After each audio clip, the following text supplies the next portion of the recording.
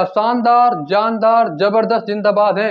तो चलिए शुरू करते हैं मेरे साथ। नमस्कार साथियों, मैं अजय चौधरी आपका भाई आज की सभा में मेरे साथ आपका बहुत बहुत ज्यादा स्वागत करता हूं भैया। जो पिछली सभा करी थी उसमें हमने क्लास 12 चैप्टर नंबर 7 समाकलन की जो एक्सरसाइज 7.8 है ना, उसके कौन कौन से सवाल को कंप्लीट करा दिया था। सवाल नंबर 5वां, 6ठा, 7वां, 8वां, 9वां और 10वां।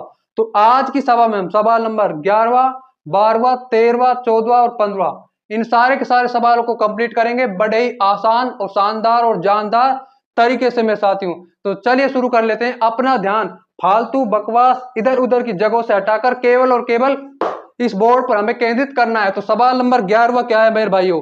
सवाल नंबर 11वां है हमारा, देखो 11वां सवाल है आपका समाकलन।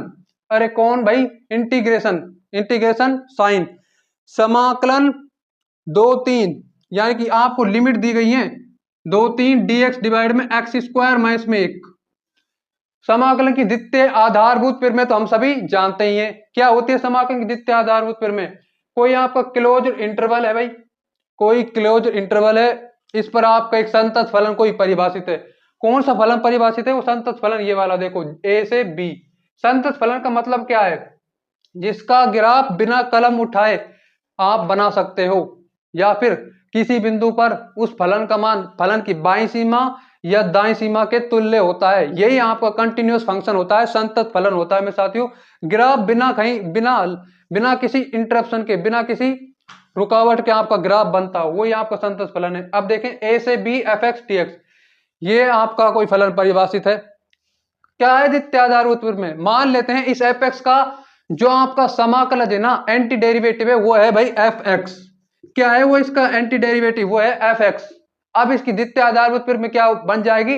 अपर लिमिट माइनस में लोअर लिमिट, यानी कि देखो ए से b f b minus f है, यही आपकी समाकलन की द्वितीय आधारभूत में है। यानी कि आपके एंटी डेरिवेटिव में पहले अपर लिमिट लिखेंगे ये वाली, फिर लोअर लिमिट लिखेंगे, यही आपकी समाकलन की द्वितीय आधारभूत प्रमेय। तो चलिए इसको कर लेते हैं भैया। कैसे करेंगे? डायरेक्ट दिख रहा है मेरे साथियों में, क्या है डायरेक्ट समाकलन 1/x² माइनस में 1। कौन सा सूत्र है भैया? पहला सूत्र 7.4 वाला। अरे कुछ विशिष्ट फलनों के समाकलन का जो पहला सूत्र है ना, क्या है? समाकलन 1/x² माइनस में a² बराबर में 1/2a मोड में 1/2a log, फिर मोड में x माइनस a डिवाइड में x plus a plus c। यहां पर अचर ऋणात्मक है, ये वाला फॉर्मूला है मेरे भाइयों, सीधा सीधा सा है ये वाला। देखो समाकलन 1/x² माइनस में a² dx, ये वाला फॉर्मूला है। तो आपको देखो 1/2a log x minus a divide में x plus a plus c, ये वाला आपका फॉर्मूला है। a के स्थान पर 1 दिया गया है, और 1 तो मेरे साथियों 1 का ही हमारा वर्ग होता है, 1 का स्क्वायर होता है। तो लगा देते हैं इसको। देखो लिमिट को अभी मत लिखो, लिमिट को बाद में लेकर आएंगे। सबसे पहले इसका एंटी डेरिवेटिव ज्ञात कर लेते हैं भैया। तो देखो dx बाई x² माइनस में 1, अगर आप यहां पर लिमिट को लिखोगे तो आप प्रतिस्थापन विधि लगाओगे ना, तो सीमाएं भी लिमिट में आपको चेंज ही करनी पड़ेगी मेरे भाइयों। ये तो डायरेक्ट सूत्र से हो जाएगा, परंतु आगे बहुत सारे सवाल हैं, उनमें अगर आपको लिमिट चेंज करनी ही होगी। अगर आप उसमें चर को चेंज करते हो तो लिमिट भी चर के अनुसार ही आएगी भाई। x का जगह अगर आप t लिखते हो तो लिमिट भी आपको t की ही तो लेनी पड़ेगी मेरे साथियों। तो x² माइनस में 1 बराबर में 1/2a, a की वैल्यू कितनी यहाँ पर? 1 किसका स्क्वायर होता है? 1 तो 1 का ही स्क्वायर होता है, तो मैंने लिख दिया 2(1) log लिख दिया, log यानी कि लघु गण के फलन। फिर x धनात्मक है, हाँ जी बिल्कुल धनात्मक है, तो x माइनस में 1 डिवाइड में x प्लस में 1 प्लस c लिखने की आवश्यकता है या नहीं है? बिल्कुल नहीं है। दिस इज डेफिनेट इंटीग्रल, ये निश्चित समाकलन है, तो निश्चित समाकलन में c लिखने की कोई जरूरत नहीं होती है। तो आप पास आ जाएगा 1/2a नहीं 1/2 log x माइनस में 1 डिवाइड में x प्लस में 1।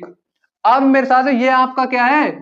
F x. और अब क्या करेंगे? अब लगाएंगे हम समाकलन की द्वितीय आधारभूत प्रमेय। तो द्वितीय आधारभूत प्रमेय हमारी क्या कहती है? देखो एफ एक्स 2 से 3, कितनी भाई? 2 से 3 बराबर में 1/2 log अपर लिमिट माइनस में लोअर लिमिट। मेरे साथ अपर लिमिट क्या है यहाँ पर? 3, तो देखो 3 माइनस में 1 डिवाइड में 3 प्लस 1। कोई दिक्कत कोई परेशानी यहां तक नहीं होनी चाहिए। ऋणात्मक चिन्ह भाई, ऋणात्मक चिन्ह लगता है लोअर लिमिट को रखने से पहले, तो 1/2 यहां पर है, तो मेरे साथियों इस 1/2 को अंदर आप मल्टीप्लाई करना चाहो तो कर सकते हो, नहीं तो आप यहां पर बड़ा वाला ब्रैकेट लगा दीजिए, कोई दिक्कत नहीं होगी। माइनस में 1/2 नहीं लिखेंगे तो लिखेंगे लॉग 1/2 को अंदर मल्टीप्लाई हमने अभी तक नहीं किया है, 1/2 को हमने बाहर रखा है इसलिए हमने ब्रैकेट लगा दिया है। लॉग क्या लिखेंगे मेरे भाई, लॉग 2 माइनस 1, कितना 2 माइनस 1। अरे लोअर लिमिट है क्या, लोअर लिमिट है भैया 2, तो 2 माइनस 1 2 प्लस 1, तो 2 माइनस 1 2 प्लस 1। अब क्या होगा भाई, अब क्या करेंगे, अब तो कुछ करना नहीं है, 1/2 लोग, अरे भाई यहां पर देखो 1/2 लोग, बड़ा वाला ब्रैकेट आपको यहां पर लगा देना है जिससे ये दोनों के अंदर मल्टीप्लाई होगा। लोग 2 डिवाइड में 4, या आपके पास आ जाएगा 2/4 माइनस में लॉग 1/3, कितना मेरे भाई 1/3, 2 में से 1 गए तो 1/3 यहां पर आ गया और 2 प्लस 1 3, 1/2 ये कट के, तो 1/2 यहां पर हमने लिख दिया, फिर लॉग लिख दिया 1/2 माइनस में लॉग 1/3, कितना मेरे भाई 1/3। अब क्या है, लॉग m माइनस में log n, तो कितना हो जाएगा, ये कितना हो जाएगा मेरे भाई, ये हो जाएगा हमारा log m डिवाइड में n, log m डिवाइड में n, यानी कि 1/2 आंसर आ जाएगा 1/2 log, 1/2 log कितना आ जाएगा 1/2 और 1/3, तो 3 1 से मल्टीप्लाई होगा और ये 2 भी 1 से मल्टीप्लाई होगा तो आपका आ जाएगा 3/2, कितना आंसर आ जाएगा मेरे भाई 3/2, 1/2 log 3/2 is the correct answer for this question है मेरे साथियों। तो ये तो आसानी से हो गया, कुछ नहीं करा। सबसे पहले हमने इसका एंटी डेरिवेटिव निकाला, एंटी डेरिवेटिव जैसे हमको पता चल गया हमने क्या कर दिया, कुछ नहीं करा मेरे भाई, अपर लिमिट और लोअर लिमिट रख दी, यानी कि आपने समाकलन की द्वितीय आधारभूत प्रमेय को यूज कर दिया। अब सवाल नंबर 12 क्या कहता है मेरे साथियों, सवाल नंबर 12 की तरफ बढ़ा जाए तो सवाल नंबर 12 को भी शानदार जानदार तरीके से उड़ाई डालते हैं मेरे भाइयों। सवाल नंबर आपका 12वां क्या कहना चाहता है हमसे, सवाल नंबर 12वां है, देखो समाकलन क्या है मेरे भाई, समाकलन 0 से π/2, कितना 0 से π/2 cos स्क्वायर एक्स, कितना भैया cos स्क्वायर एक्स। अरे पता है हम सबको कुछ, अरे मैं कुछ नहीं, त्रिकोणमिति सरसमीकरण के उपयोग द्वारा समाकलन ज्ञात करा जाएगा मेरे भाइयों। क्या करा जाएगा, त्रिकोणमिति सरसमीकरण के उपयोग द्वारा। अगर यहां पर स्क्वायर नहीं होता, अगर cos x अकेला होता तो किससे यूज करते, तो डायरेक्ट पता है cos x का तो क्या होता है sin x, लेकिन यहां पर स्क्वायर है और स्क्वायर एक आपने त्रिकोणमिति जो आपकी सरसमीकरण है मेरे साथ, वो तो हमने पढ़ी ही होगी। अब क्या सरसमीकरण है, क्या इनइक्वालिटी है भाई, वो इनइक्वालिटी है हमारी मेरे साथियों ये वाली, देखो कौन सी, cos 2x बराबर में, ध्यान से देखिएगा मेरे साथियों, cos 2x बराबर में 2 cos स्क्वायर एक्स माइनस में 1, 2 cos स्क्वायर एक्स माइनस में 1। हमें cos स्क्वायर एक्स चाहिए या cos 2x चाहिए, cos स्क्वायर एक्स चाहिए, कि क्या चाहिए भाई cos स्क्वायर एक्स, तो cos स्क्वायर एक्स का मान यहां से क्या आएगा, देखो इस एक को अगर हम इधर ले जाएं नेगेटिव भी तो ये हमारा क्या हो जाएगा पॉजिटिव हो जाएगा, cos 2x प्लस 1 डिवाइड में 2, कितना आ जाएगा मेरे भाई डिवाइड में 2, और cos स्क्वायर एक्स कितना आ जाएगा cos 2x प्लस में 1 डिवाइड में 2 बाई बराबर में cos स्क्वायर एक्स, कितना आ जाएगा मेरे भाई cos स्क्वायर एक्स। तो cos स्क्वायर एक्स के स्थान पर क्या लिख सकते हैं cos 2x प्लस 1/2, और अवकलन हो चाहे समाकलन हो, अचर राशि हमेशा बाहर आती है, तो आती ही रहेगी। जब जवाब नहीं देगा लड़का क्लास का तो टीचर उसको पनिश करेगा मेरे साथियों, डेफिनेटली पनिश होगा वो। तो देखो भैया 1/2 हमारा बाहर आ गया, समाकलन 0 से π/2, लिमिट को नहीं रखेंगे मेरे भाइयों, लिमिट का बाद में समाकलन द्वितीय आधारभूत प्रमेय से रखेंगे, तो 1/2 cos 2x प्लस 1। अब क्या है मेरे साथियों, अलग अलग करके भाई, सीधा सिंपल सा अलग अलग करके हमें क्या करना है, इसका समाकलन करना है, तो अलग अलग करके इसका समाकलन कर देते हैं। 1/2 समाकलन में cos 2x dx प्लस में अचर राशि, ये बात ध्यान रखे भाई, समाकलन अगर कोई अचर राशि लिखी हुई है और आपने उसका अगर इंटीग्रेशन कर दिया तो जो चर होता है ना वही गुणा में कर दिया जाता है, तो मैंने चर ही गुणा में कर दूंगा। 1/2 देखो 1/2 cos 2x का, cos 2x का क्या इंटीग्रेशन होता है, cos 2x का इंटीग्रेशन होता है sin 2x, और डिफरेंशिएशन क्या होता है, फिर डिफरेंशिएशन होता है माइनस में sin 2x।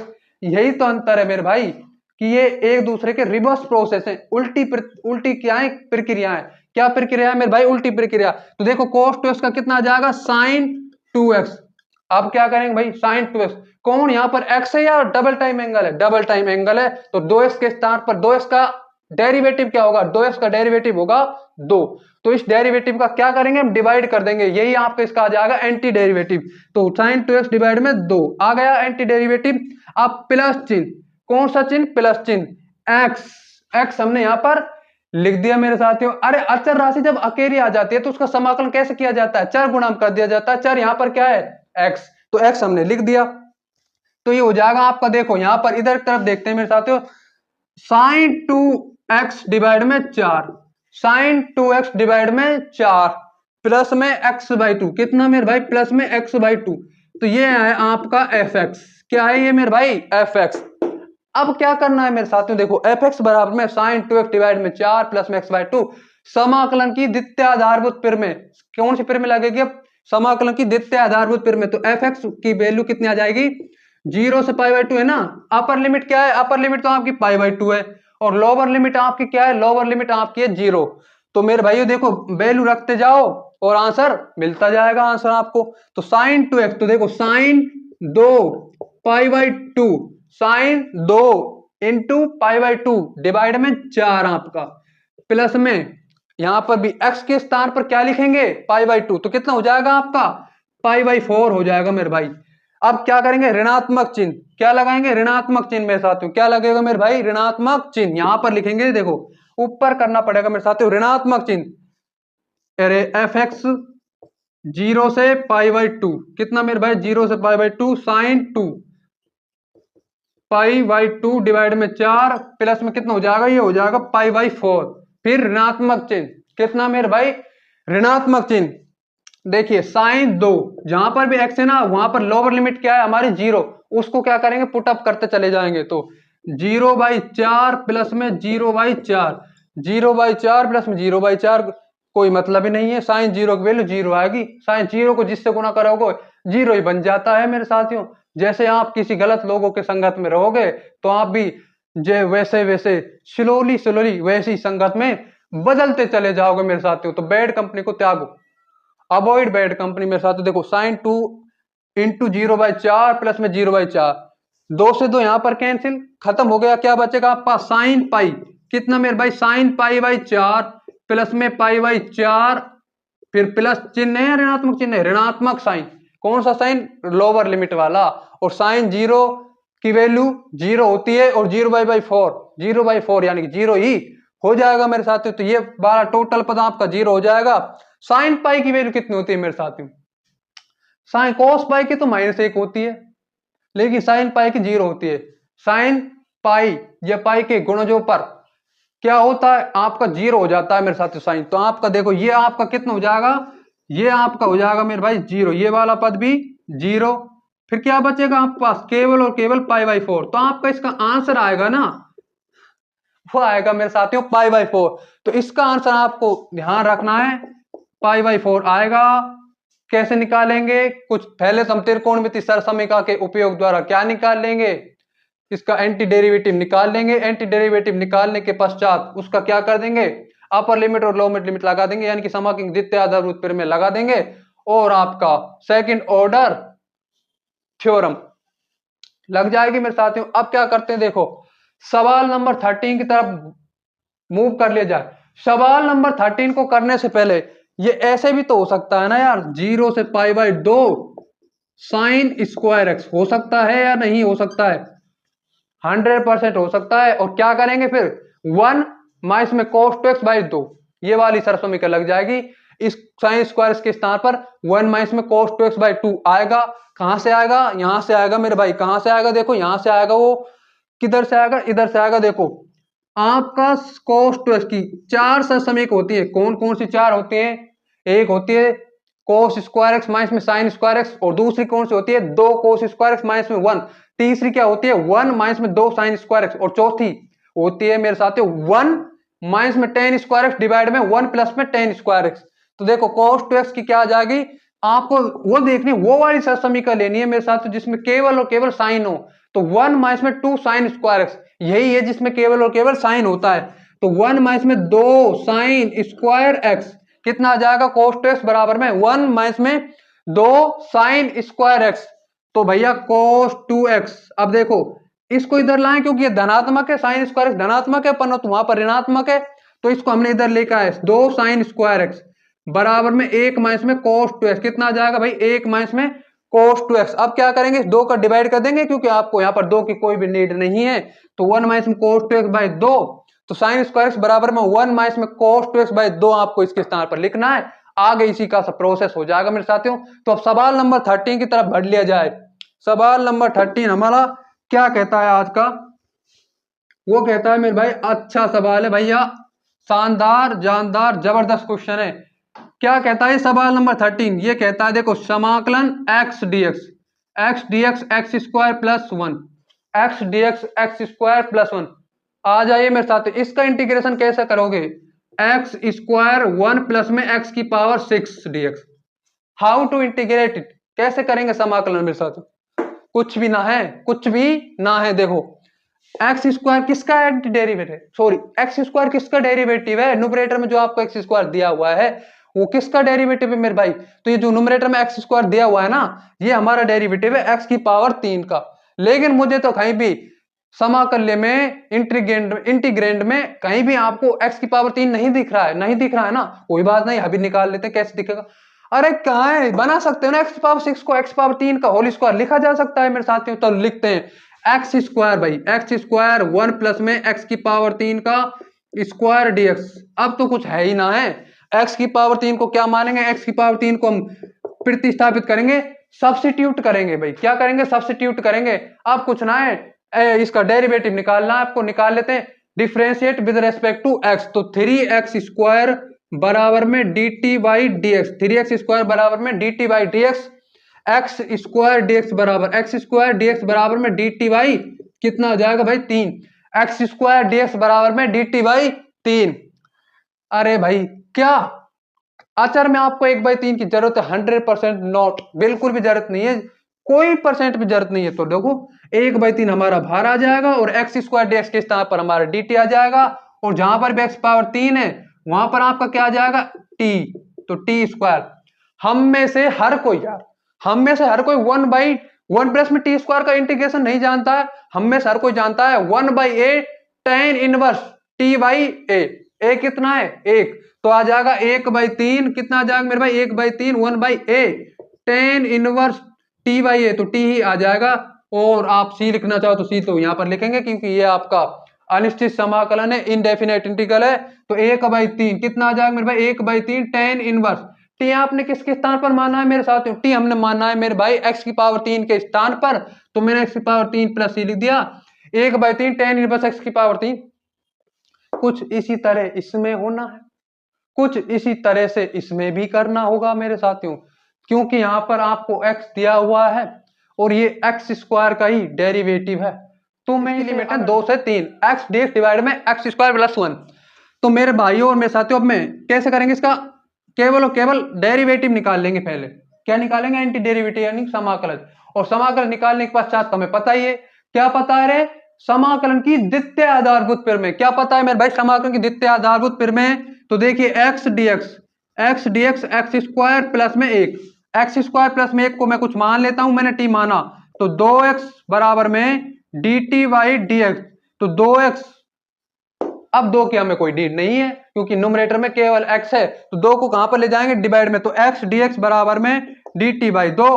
और मेरे साथियों अवकलन हो चाहे समाकलन हो, अचर राशि हमेशा बाहर आएगी, तो बिल्कुल बाहर आ जाएगी, तो 1/2 हमारी बाहर आई, x dx बराबर dt लिखा और इसके स्थान पर t, तो 1/2 log t, कितना मेरे भाई t, सी नहीं लिखेंगे, बिल्कुल नहीं लिखेंगे, 1/2 log t, टी आपने किसके स्थान पर प्रतिस्थापित किया, किसके स्थान पर सब्स्टिट्यूट किया रे, टी हमने सब्स्टिट्यूट किया मेरे भाई एक्स स्क्वायर प्लस में 1 के स्थान पर, किसके स्थान पर सब्स्टिट्यूट किया रे, एक्स स्क्वायर प्लस में 1 के स्थान पर मेरे साथियों, किसके स्थान पर, एक्स स्क्वायर प्लस में 1 के स्थान पर। इसको मैं रफ कर रहा हूं मेरे साथियों, कोई दिक्कत समस्या नहीं होनी चाहिए। तो किसके स्थान पर, एक्स स्क्वायर प्लस में 1 के स्थान पर। चलो भैया करा जाए एक्स स्क्वायर प्लस में 1 के स्थान पर। अब आप पास एफ एक्स की वैल्यू क्या आ जाती है, एफ एक्स की वैल्यू आप पास आ जाती है 1/2 log, कितनी मेरे भाई 1/2 log एक्स स्क्वायर प्लस 1, तो ये तो आप पास एफ एक्स की वैल्यू आ गई। और एफ एक्स की यानी कि आपके एंटी डेरिवेटिव की वैल्यू आने के पश्चात क्या करेंगे, समाकलन की द्वितीय आधारभूत फिर में लगा देंगे मेरे साथ। तो एफ एक्स बराबर 1/2 log एक्स स्क्वायर प्लस 1। लगाओ भाई समाकलन की द्वितीय आधारभूत फिर में। क्या लिमिट है? एफ एक्स 2 से 3। भाई कुछ ना है मेरे साथियों, पहले आप उसका एंटी डेरिवेटिव ज्ञात कर लें। एंटी डेरिवेटिव ज्ञात करने के बाद फिर आप उसमें द्वितीय आधारभूत प्रमेय को लगाएं और आपका आंसर आप इजीली प्राप्त कर लोगे, इजीली निकाल लोगे, इजीली सॉल्व कर लोगे। बराबर में 1/2, तो 1/2 log अपर लिमिट माइनस में लोअर लिमिट मेरे भाई log x square 3 square plus 1, फिर माइनस चिन्ह ऋणात्मक चिन्ह। अब 1/2 का आप लिख सकते हो, लिखना चाहो तो 1/2 यहां पर लिख दिया हमने, बड़ा ब्रैकेट नहीं लगाया, कोई दिक्कत नहीं है। अरे कोई दिक्कत ना है, ना लिखा तो 1/2, और अगर आप चाहो तो बड़ा ब्रैकेट आप लगा भी सकते हो। तो मैंने मेरे साथियों बड़ा ब्रैकेट लगा दिया, 1/2 को बाहर ले लिया, कोई दिक्कत समस्या नहीं होती हमें इससे। 1/2 log 3 का स्क्वायर प्लस में 1, फिर log 2 का स्क्वायर, किसका स्क्वायर? log 2 का स्क्वायर, log 2 का स्क्वायर प्लस 1। अब क्या आ जाएगा मेरे साथियों? बराबर में 1/2 log 3 का वर्ग 9, यानी कि आपका 10 माइनस में log 5। तो यार फाइनल आंसर क्या निकल के आएगा? फाइनल आंसर निकल के आएगा 1/2 log m माइनस में log n, log m minus में log n बराबर में log m डिवाइड में n, तो हो जाएगा log 5। तो 1/2 log 5, 1/2 log 5 मेरे साथियों, 1/2 log 5 इसका फाइनल आंसर है सवाल नंबर 13 का। अब क्या करते हैं? अब सवाल नंबर 14 की तरफ बढ़ लेते हैं और क्या करते हैं। तो सवाल नंबर 14 हमारा क्या कहता है मेरे भाइयों? सवाल नंबर 14, तो सवाल नंबर 14 है मेरे भाई आपका, देखो क्या है आपका सवाल नंबर 14। एनसीईआरटी की टेक्स्ट बुक में से उसको पकड़ते हैं और उसको हल कर देते हैं भैया। सवाल नंबर 14 है आपका, देखो 0 से 1, कितना मेरे भाई? 0 से 1, 2x प्लस में 3, 2x प्लस में 3, 5x स्क्वायर प्लस में 1 dx। समाकलन 0 से 1, 2x प्लस में 3 डिवाइड में 5x स्क्वायर प्लस में 1, कितना मेरे भाई? 5x स्क्वायर प्लस में 1। अब इसको देखकर कुछ ना कुछ याद करना होगा हमें। क्या? x प्लस में 2, समाकलन x प्लस में 2 under root x square minus में 1। क्या करा था इस टाइप के सवालों में? क्या करा था मेरे साथियों? कुछ ना करा था, सेपरेट करा था भाई। क्या करा था? सेपरेट, डायरेक्ट सेपरेट कर दो, आसान तरीके से हो जाते थे हमारे। तो इसमें भी क्या करेंगे? वही सेपरेट करेंगे मेरे साथियों, एंटी डेरिवेटिव ज्ञात करेंगे, फिर समाकलन की द्वितीय आधारभूत फिर में लगा देंगे उसके पश्चात। तो चलिए करते हैं। समाकलन है आपका 2x प्लस 3, कितना है मेरे भाई? 2x plus 3, 5x square plus में 1 dx। करो भाई सेपरेट। तो समाकलन 2x 5x स्क्वायर प्लस में 1, 5x स्क्वायर प्लस में 1 प्लस में 3 5x स्क्वायर प्लस में 1 dx। अलग अलग करके क्या कर देंगे? इंटीग्रल कर देंगे मेरे साथ। अब क्या लगाएंगे? पहले वाले में ऊपर 2x दिया हुआ है, नीचे 5x स्क्वायर दिया हुआ है। अब इसे अगर मैं 5x स्क्वायर प्लस 1 को मैं t मानता हूं तो आपका 10x आता है, यानी कि आपको 2x और 5 लिख सकता हूं 10x को, तो 2x गुना 5, तो आपको 5 की यहां पर कोई नीड नहीं है, 2 की नीड है, तो 2x बराबर में dt/5 आ जाएगा। कितना आ जाएगा भाई? dt/5। तो 5x स्क्वायर प्लस 1 बराबर में t, 5x स्क्वायर प्लस 1 बराबर में t, तो कितना आ जाएगा मेरे भाई? 10x बराबर में dt/dx, 10x बराबर में dt/dx। अरे 2 इंटू 5x, 2x इंटू 5, तो 2x यहां पर रह जाएगा बिल्कुल, और आपका dx इधर मल्टीप्लाई हो जाएगा बराबर में dt/5, बिल्कुल हो जाएगा इस टाइप से। और इसमें तो कुछ ना है, 3 बाहर आना है मेरे साथियों। करेंगे इसको भी, देखो पहले इस वाले पद को सॉल्यूशन कर लेते हैं। तो 1/5 हमारा बाहर आ जाता है, बिल्कुल बाहर आ गया।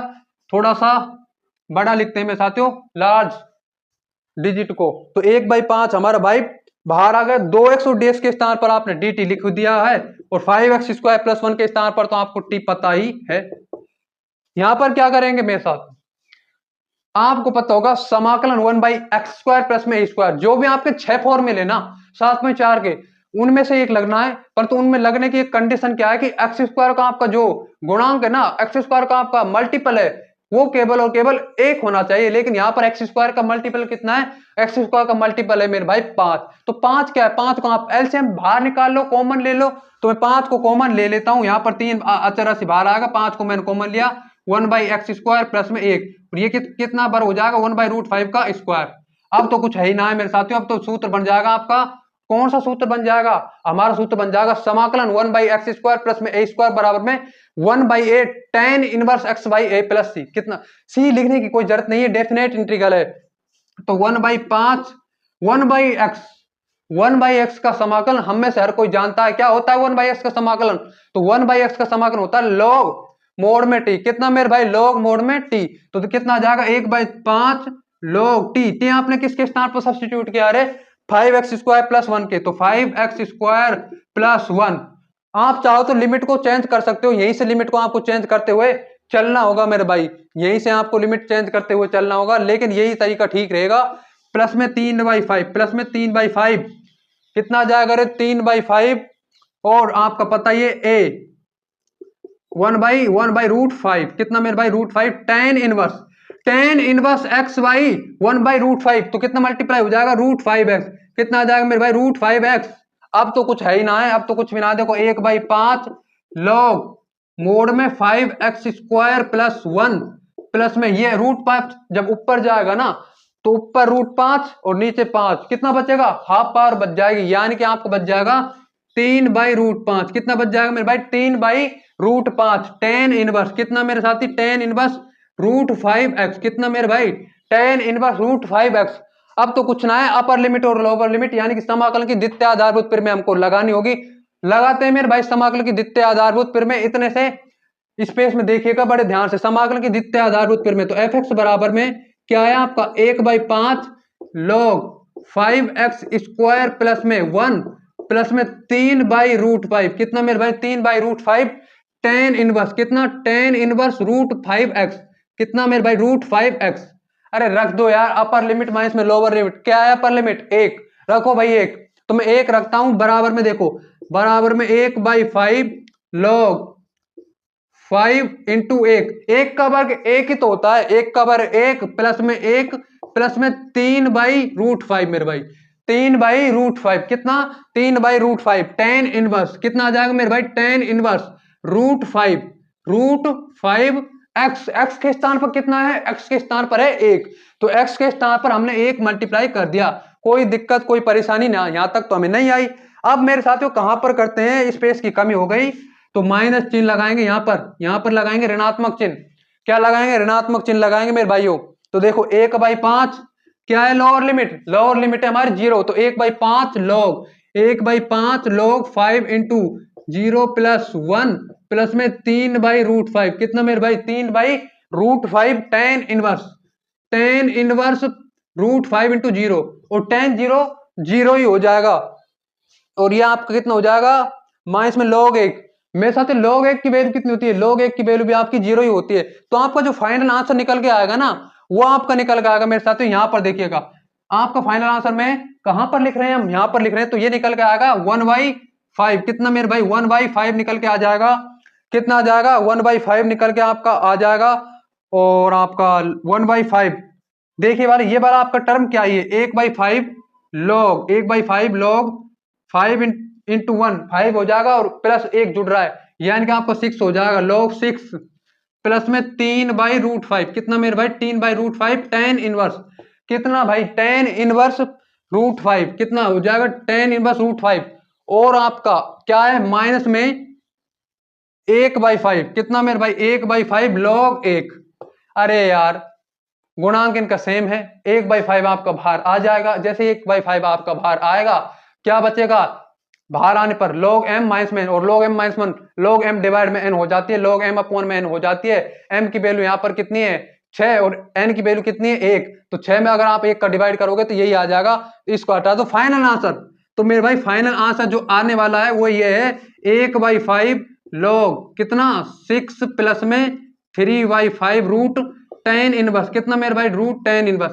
This is the final answer for this question, इस क्वेश्चन के लिए यही फाइनल और अंतिम उत्तर है, अल्टीमेट आंसर है मेरे साथियों।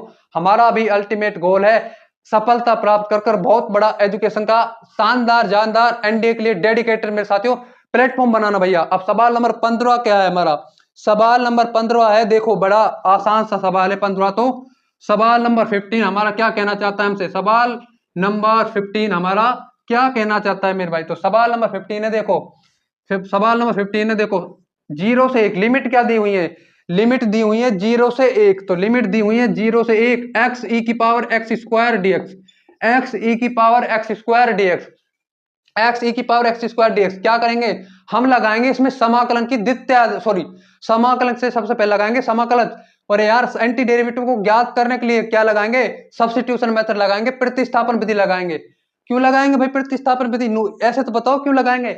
अगर एक्स स्क्वायर को हम कुछ माने तो एक्स हमें मिल जाता है, एक्स स्क्वायर का डेरिवेटिव एक्स होता है जो आपको इंटीग्रेंड यानी कि आपके समाकलन में दिया हुआ है मेरे साथियों। तो देखो लिमिट को अभी हटा दो, कोई दिक्कत नहीं है, आपका ऐसे समझो ये है आपका, देखो कैसे एक्स ई की पावर एक्स स्क्वायर, और 7.6 में 7.6 में भी तो है मेरे साथियों क्या क्वेश्चन, एक्स स्क्वायर ई की पावर एक्स क्यूब, सेम वही तरीका मेरे साथियों, जिसका आंसर हमारा आया था 1/3 ई की पावर एक्स की पावर 3 प्लस सी।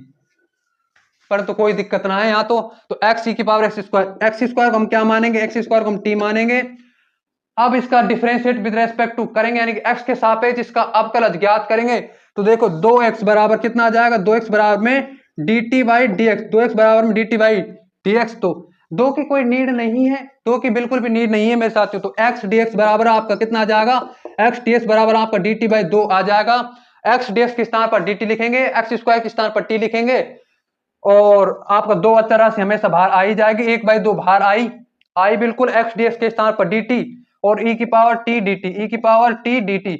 हम में से हर कोई जानता है e की पावर t का समाकलन क्या होता है, e की पावर t का समाकलन e की पावर t ही होता है, और इसका अवकलन भी क्या होता है, e की पावर t का अवकलन e की पावर t ही होता है। तो देखो 1/2 कितना आ गया, 1/2 e की पावर t का e की पावर t, तो e की पावर t का e की पावर t लिख दिया। c लिखने की कोई नीड नहीं है क्योंकि ये डेफिनेट इंटीग्रल है, निश्चित समाकलन है मेरे भाई। टी आपने किसके स्थान पर प्रतिस्थापित किया, टी हमने प्रतिस्थापित किया एक्स स्क्वायर के स्थान पर, तो पुनः टी के स्थान पर एक्स स्क्वायर लिखना पड़ेगा। और लिखने का कारण क्या है कि जब आपका समाकल्य ही, आपका इंटीग्रेंड ही जब आपका एक्स के रूप में है, तो उसका समाकल है, उसका एंटी डेरिवेटिव भी तो एक्स के रूप में ही आना चाहिए ना यार। तो 1/2 कितना मेरे भाई, 1/2 ई की पावर एक्स स्क्वायर। अब तो कुछ ना है, समाकलन की द्वितीय आधारभूत में से अपर लिमिट माइनस में लोअर लिमिट रखनी है, तो अपर लिमिट रखी जाए 1/2 कितनी मेरे भाई, 1/2 ई की power x square. X square के स्थान पर यानी कि एक्स के स्थान पर क्या लिखेंगे, एक, क्या लिखेंगे, एक के स्क्वायर कितना हो जाएगा, एक, तो एक के स्क्वायर एक ही हो जाएगा, एक लिख दिया।